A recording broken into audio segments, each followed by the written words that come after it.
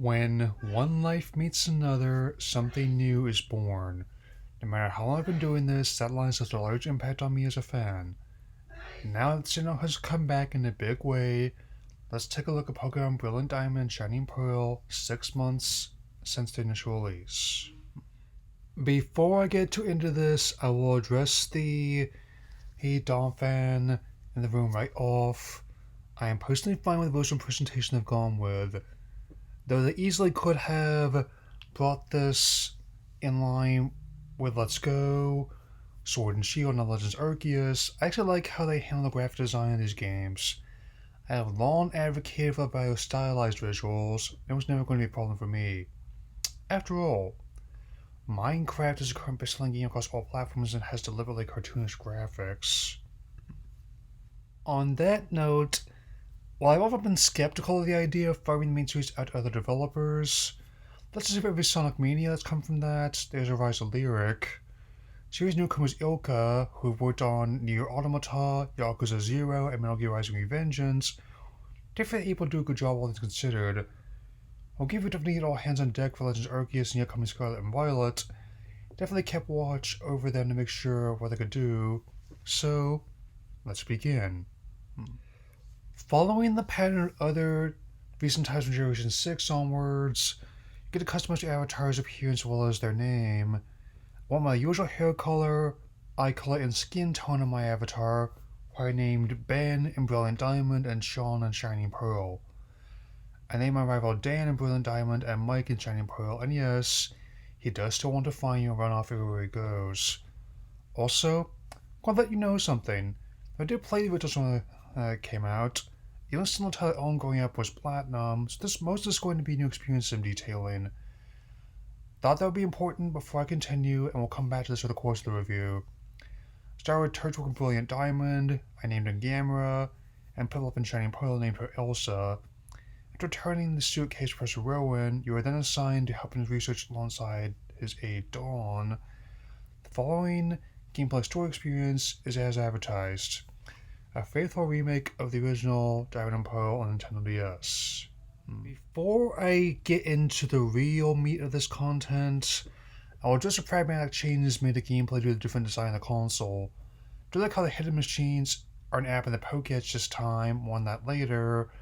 How making Paulfins took influence from the current minigames in Galar. I also reiterate that I don't mind the XP share being baked in the progression here, much as I didn't in Generation 8. As I'll get into, it doesn't actually make the games easier as one might think. One take I kinda had to scoff at as why these games didn't include from Platinum, to which I'll respond, when was that ever going to be the case? Barring a potential glittering Platinum update, that critique doesn't make much sense to me. At the very least, it's not as confusing as Sonic Origins pre-order chart. Still interested in the games, but doesn't make much sense to me. I will say this. I do like the bonuses I have from the other games I played, one of the other ones I claimed before starting to write this review. I got Mew and Jirachi from the other games I played. Really for Oak's Letter, we used to claim Shame like in the original games. Passing through Jubilife City, my first gym battle was with Rourke in Orberg City. A miner using rock types, his ace is the fossilized Craniodos, and you get the Cold Badge winning against him. He also grants you access to the Grand Underground after that. The second gym battle was with Gardenia in Eterna City. He's every bit as joyfully eccentric as ever, and had to catch a Houndour in the Grand Underground to help win the battle. Staravia does talk some beautiful after came in handy, and I ended up winning the Forest Badge. This section also leads to first encounter Team Galactic, who also has the viewers won't be out of place in old science fiction films. Getting flashbacks to Starship Troopers especially. The hideout first encounter is with their admin Commander Jupiter. Reaching Maelstone City, one new feature I do like is Metronome Style Shop.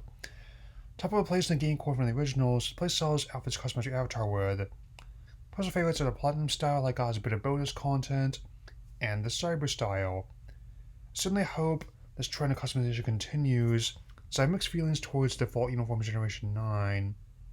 The third battle was with Maylene. She was as tough as I remember, but the actual battle wasn't the biggest difficulty I faced. Then it goes to the solving the door puzzle, especially for the hotfix came out to work at a soft logging problem. I got locked out of the gym, others unfortunately got locked in. Winning against gets the Caldwell badge in return, and before you leave, you also have to break another Team Galactic hideout. Heading south, 4th gym battles in Astoria City, where you battle Crasher Wake. I had less trouble Brilliant Diamond than Shining Pearl, but again, my real challenge was solving the puzzle to reach him. It gives the fan badge a return, and there's the halfway point of the gym challenge. Heart Home City is not only the home of the 5th gym battle Fantina, but also the contest hall. I don't know how the Super Contest show would fare, and I really like the rhythm minigame approach they took. It's no Guitar Hero rock band, but it reminds me a lot of the Hatsune Miku games we played in those. Talk more in the gameplay section review. I was won by the Valley Works, just won the other side quests before I did my next gym battle. I had my first encounter with Commander Mars. I also had mission with Cheryl and Marley, both characters I really like. Personal favorite was with Riley at Iron Island, where I got a reload from Etherts. Hatching the eggs took a while, but the reload was major help at the remainder of Jim's game's main quest. They mined Sir Aaron and Brilliant Diamond and Max and Shining Pearl. This brings us to the 6th gym battle Caliph Stick against Byron, his work's father and a steel type specialist.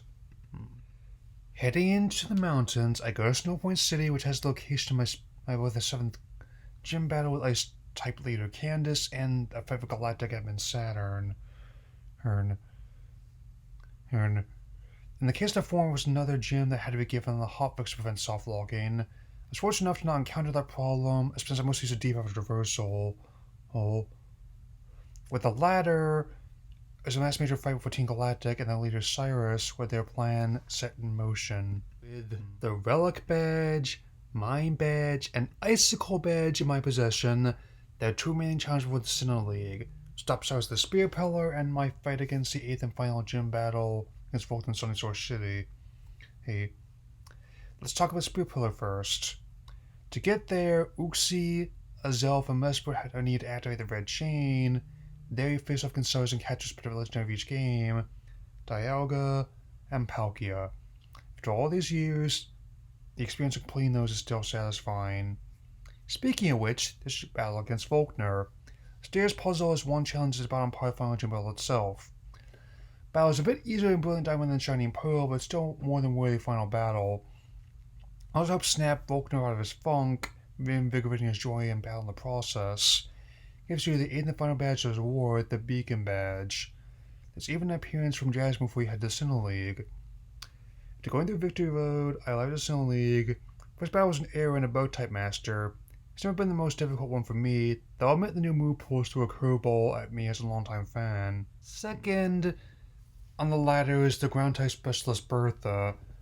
Even with the stars I chose, she's definitely not to be underestimated. Her Powdon is definitely what you want to watch out for. Third is Flint, who has an Atlas Red Hot as his master of fire types. His ace is Infernape, but I also recommend prepping counters for his Steelix, Lopunny, and Drifloon. Fourth, before the champion is Lucian, a master psychic types. Even with the many changes that have been to core game balance, his bronze on is not to be underestimated. After all that is the final battle against Cynthia. She remains one of the toughest champions of any iteration of the franchise. Took me 2 tries in Brilliant Diamond, but I was able to get through on just 1 in Shining Pearl. Though I didn't quite get 100% completion for this review, I did unlock National Dex, so now I can wrap up the story section. Let's talk about the gameplay now that I've covered the story. I'm going to share it's far from the cakewalk.